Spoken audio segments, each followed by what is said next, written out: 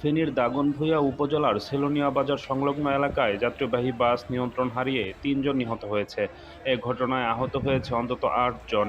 বৃহস্পতিবার সকাল ১০টার দিকে সুগন্ধা পরিবহনের একটি যাত্রীবাহী বাস নিয়ন্ত্রণ হারিয়ে রাস্তার পাশের একটি দোকানে ঢুকে গেলে এ মর্মান্তিক ঘটনা ঘটে। প্রত্যক্ষদর্শীরা জানায়, বাসটি দ্রুতগতিতে আসার সময় চালক নিয়ন্ত্রণ হারিয়ে ফেলে দোকানে ঢুকে যায়। এতে ঘটনাস্থলেই ৩ জনের মৃত্যু হয় আর আহত হয় অন্তত ৮ জন।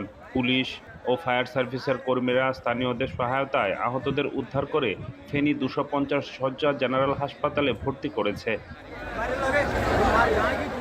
আমাদের এখানে মোট টোটাল ১১ জন রুগী আসছে, তার মধ্যে ৩ জন স্পট ডেড, ২ জনের পরিচয় পাওয়া গেছে, ১ জনের পরিচয় নেয়। আর বাকি ৮ জনের মধ্যে হেড ইঞ্জুরি রুগী পেশেন্ট আছে, ফ্র্যাকচারের পেশেন্ট আছে। এর মধ্যে আমরা ৭ জন রুগীকে হাসপাতালে ভর্তি রাখছি এবং ১ জন রুগীকে রেফার করে দিছি। ভর্তিগুলো মোটামুটি সবগুলোর আমরা চিকিৎসা দিয়ে রাখছি এবং কাউন্সেলিং করা হয়েছে যে রুগীর অবস্থার ব্যাপারে আর কি।